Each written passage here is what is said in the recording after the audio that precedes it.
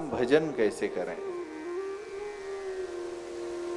ये एक प्रश्न हमारे आप जैसे सांसारी जीव में सदैव उठता है। हम अपने बच्चे को देखें, युवा कहता है हम अपनी पढ़ाई करें, पौड़ कहता है हमारी अभी बच्चे पढ़ लिख रहे हैं, हमारे ऊपर जिम्मेदारियों का बोझ है। वृद्ध कहता है कि अभी हम दवाई से ही, हम खुद से, इतने शरीर से ही परेशान हैं। ये एक जटिल प्रश्न एक आम जनमानस के मस्तिष्क में गूंजता रहता है।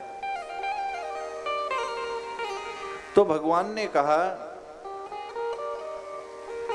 कि तुम अपनी बुद्धि में ये निश्चय कर लो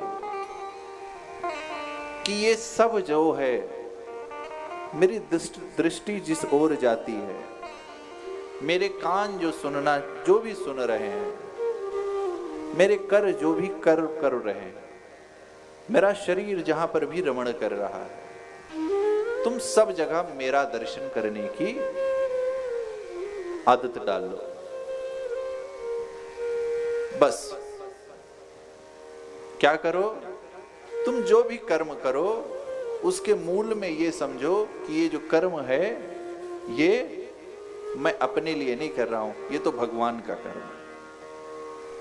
मैं जो बोल रहा हूं, भले आपकी आस्था, श्रद्धा, आपका मन ना लगे, मत लगे, ना लगे शुरू में, कोई चिंता की बात नहीं। आप बेमन से भी ये भावना ले आओ कि ये जो वस्त्र पहना हूं, ये क्या है? ये भगवान का प्रसाद है। कुछ नहीं, जो पाओ वो पवा दो।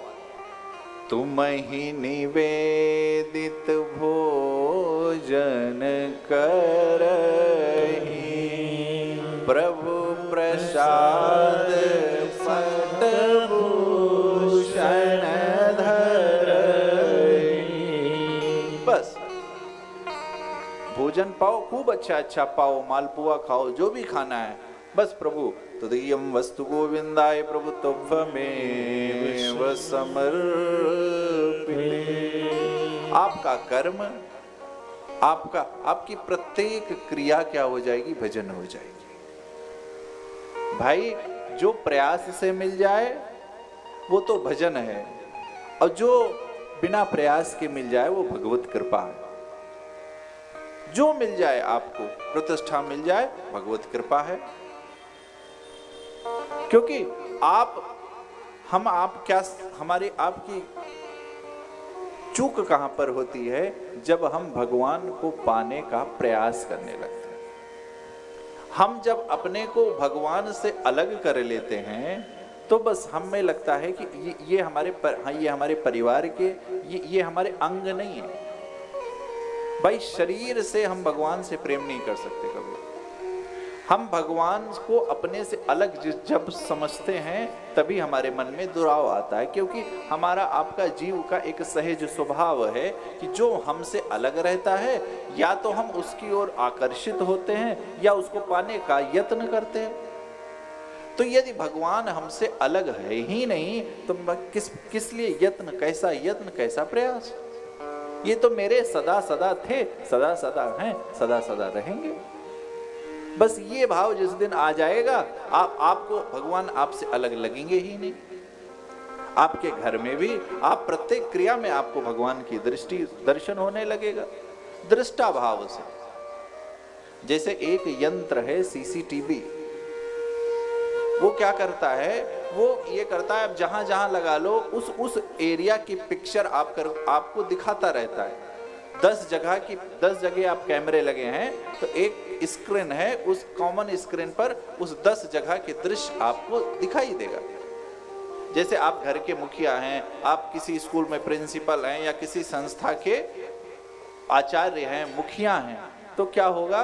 उस संस्था में जितने लोग काम कर रहे हैं, कोई किस विभाग में, कोई किस विभाग में, कोई किस विभाग में, कोई किस विभाग में, अलग अलग विभाग के जो विभाग में काम करने वाले होंगे, वो एक मुखिया क्या करता है? दृष्टा भाव हो करके, साक्षी भाव हो करके सबका क्या करता है? सब विभागों का अपने आप समीक्षा करता रहता है। ये विभाग में क्या हुआ, ये विभाग में क्या हुआ, ये विभाग में क्या हुआ, ये विभाग में क्या हुआ, फिर सब समीक्षा करके सब एक निर्णय लेता है। उसी प्रकार जीवन है। भगवान ने क्या कहा, तुम मुझे दृष्टा भाव से, तुम इस संसार को दृष्टा भाव में देखो। इस संसार में जो भी हो रहा है, हमारे साथ क्या हो रहा है, एक जब भी मन जाए, रसना यदि विषयों में जा रही है, उसको राम राम कहना प्रारंभ करा। कान यदि विषयों की ओर बढ़ रहा है, तो यदि हम दृष्टा भाव होकर के देखेंगे तो क्या होगा, हम मन और बुद्धि से कुछ निर्णय ले पाएंगे।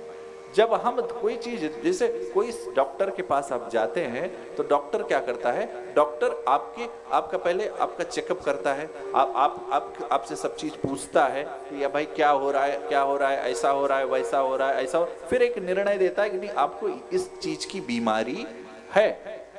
उसी प्रकार जब हम दृष्टा भाव हो जाएंगे तब हमको पता चलेगा कि हम परमात्मा से दूर हैं कि नजदीक। पहले तो ये जानो,